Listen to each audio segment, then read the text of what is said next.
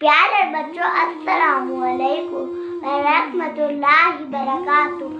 जब भी आपको गुस्सा आए तब आप औज़ु बिल्लाहि मिनश शैतानिर रजीम पढ़ा करें। आपसे शैतान भाग जाएगा। और जब भी आप डोंकी और डॉगी बोले तब आप औज़ु बिल्लाहि मिनश शैतान पढ़ने तो शैतान आपसे दूर हो जाएगा।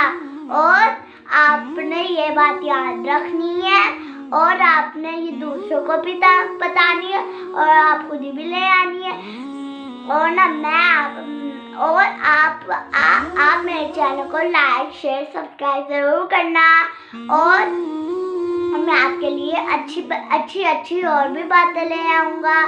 और मैं आपसे नेक्स्ट वीडियो में मिलता हूँ। फिर अमानिल्लाह।